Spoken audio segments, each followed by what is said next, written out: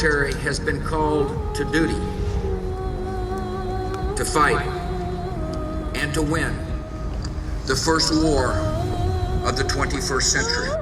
I will not relent until this threat to America is removed.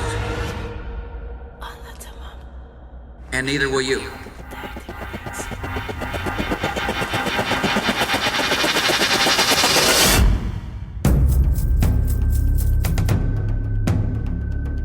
The rumors of mobilization began during annual training of 2003, and by October 12th of that year, the entire brigade had been mobilized and we're heading to Fort Hood, Texas for the initial mobilization training.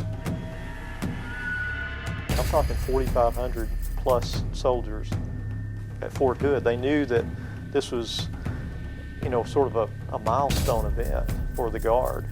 We were really the first full-fledged, full-spectrum operations brigade combat team since, really, if you go back, Korea. And so everything that we were doing was a brand new mobilization model put together by 5th Army. It was exhausting in nature, just in terms of the sheer length of time that we spent there preparing, because you're itching and you're ready to go. But at the same time, it really helped us form a good bond. And then Fort Polk just validated everything that we had worked towards up to that point. Well, we got into Kuwait, and we were out at Camp New York, and of course we had to move into the box or into Iraq. And so I just remember just everyone lining up their vehicles, and it's kind of like before the big game. Everybody's doing all their prep work, their rehearsals, their last minute things to get ready to go up north. A lot of people thought that we had all the best equipment in the world. We had soft vehicles. Our soldiers were having to take and put sandbags in the floor. They were identifying, where any type of metal, anything that they could get their hands on. We were doing everything we could to protect all the soldiers, and that's where the Hillbilly Army came into play. And just thinking, man, we're about to make history as we ride north to Iraq.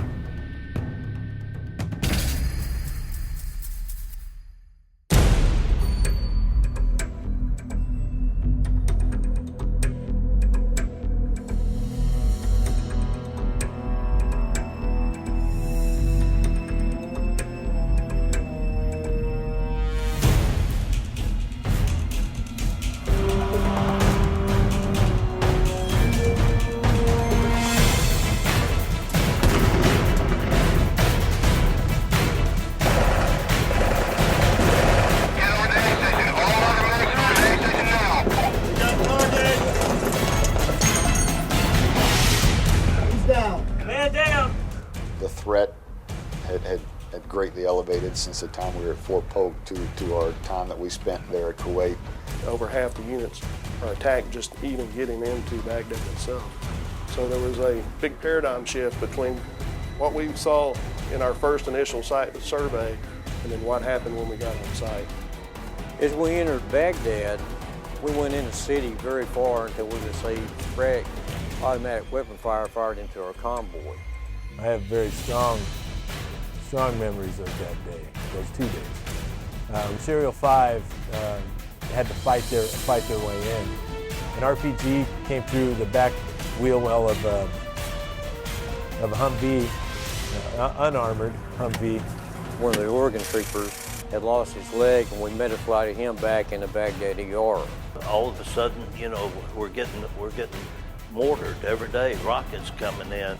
So we lost 2 guys within the first few hours of even being at Camp Taji. The very first casualty we took was one that probably shook us the most, just for the simple fact that it was a wake-up call that, hey, this is real. Reality kicked in real fast, and then everything that we had trained on, from indirect fire to direct fire, reacting to fire while mounted and dismounted. Everything we trained on, we actually hit in reality. And then the day that we were to assume responsibility for our area of operation, this was 24th of April 2004, was when we had the rocket attack that morning. I think we received something like 19 rockets and mortars that just hailed all over us. That particular morning, I lost 4 incredible soldiers and had a significant amount of others who were hurt. And it was so surreal. It was like something out of a movie. That people were running in there saying, "I need medics, I need medics." Charlie Med, by grace of God, just happened to be right there where it was at. No telling how many lives they saved. They were right there on site, and the doctors got there immediately. And if it hadn't been for that, we would have probably lost at least 2 other soldiers. That was a really tragic day, but it was yet a really good day where the unit came together and did what they were supposed to do. And that was a very emotional and trying time for me personally. It was confirmed that, my buddy had been hit in a rocket attack.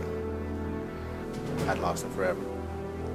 We could have been very angry, which we were angry, but we stayed professional. We couldn't, succumb to our emotions right then. We had to keep a straight face and try to go on with the mission. I think the op tempo that we maintained right after that kind of helped us stay focused and accomplish the mission. We ended up finding those guys. They didn't stick around to mortars anymore. We had not gone to the scene on the 24th so that we wouldn't cause anybody anxiety about what we were doing there. And so there we are on the 25th, surrounded by a greeting company. April the 7th, April the 9th, April the 24th, April the 25th. I can tell you every date that we had a soldier that was killed. That's how fragile life feels. And I'm thinking to myself, it could have been me. I will never forget the losses. But I'm extremely proud of what they did, what they accomplished. Right, we were a full spectrum brigade. We had battle space, and we were doing what infantrymen were asked to do. Nobody was afraid to jump in and do any part of the job. Nobody was too good for any part of the job. We were all out there sharing in the risk and the responsibility together. And from the time that we hit the ground and the time we left, it was sustained levels of enemy action for sure. We were fighting an insurgency, and so it was never completely clear who the enemy was. You go out on patrol, you would engage with people on the streets, and you never knew whether the person that you were talking to was just a civilian trying to do his job and live his life, or whether it was somebody who was out to do you harm at the first opportunity. We had some pretty sustained firefights, one of which where we had to come back to our primary fob 3 times, a resupply of ammunition and such. A lot of heroes over there, a lot of heroes that came out of that thing that blossomed, that people you'd never respect how they would react, did the above and beyond the normal call of duty. Only 39ers really understand what the brigade endured and survived and overcame and succeeded at.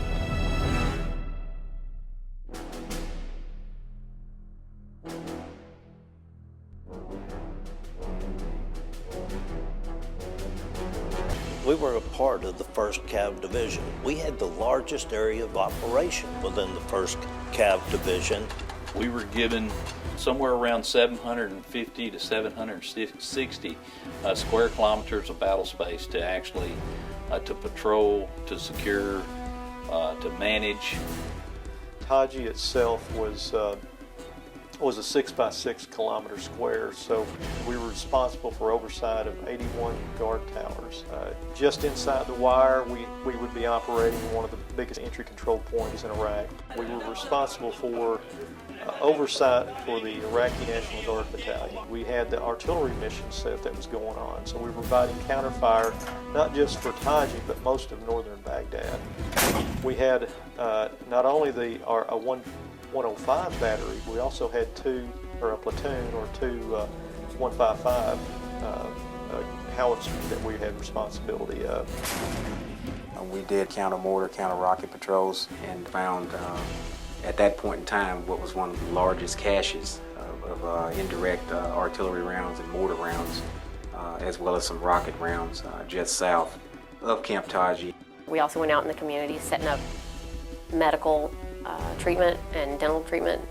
You know, our supplies are limited when we go out there, and just felt there was such a huge need in the communities.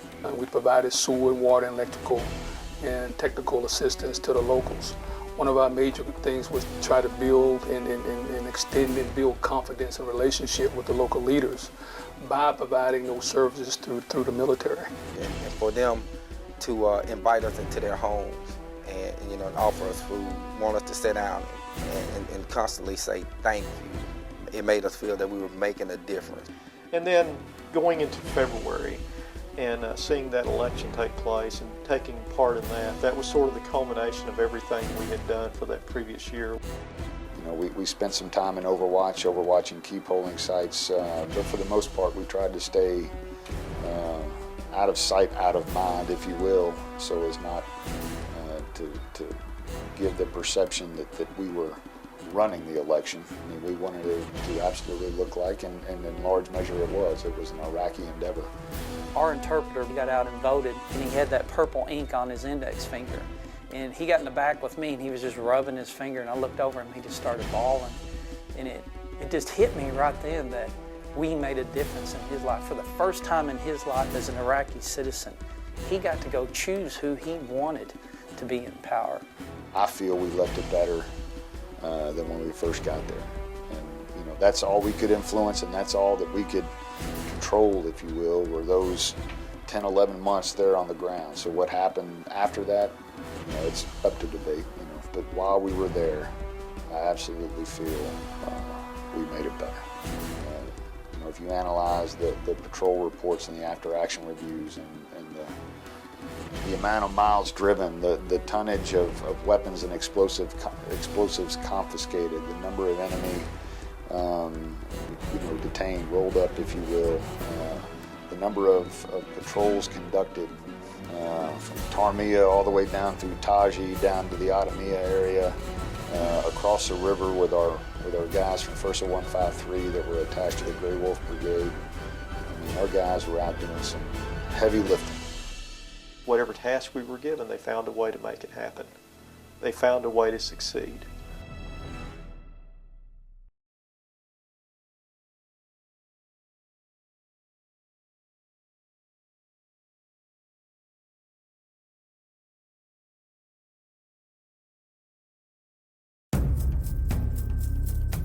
I think there's more apprehension about going home than there was going over there. It doesn't take very long to get green. When somebody's shooting at you or a bomb or rocket goes off, you instantaneously, something inside of you, the training comes out, and you're ready to be a combat soldier. You're living it, you're breathing it every single day. When you come back home, there's no light switch to turn that thing off.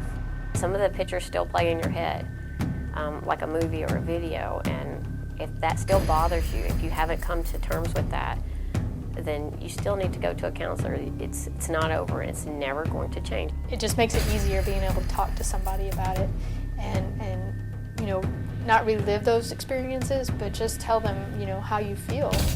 Don't hold it in. Don't try to take care of it yourself. The more that I talk about certain experiences and the more that I'm comfortable with sharing them, the less traumatic they become to me on the inside. Because when you hold them on the inside, they're like that, it's like fear, it's that inner core of you that you don't want to release out. And it sticks there and it gains power and it grows. And so we're trying to overcome that pride, that ego, and tell soldiers it's okay to ask for help. It's part of the healing process, but it doesn't happen overnight. It's an ongoing, continuous process that, like I said, it's harder to come home than it is to go over there.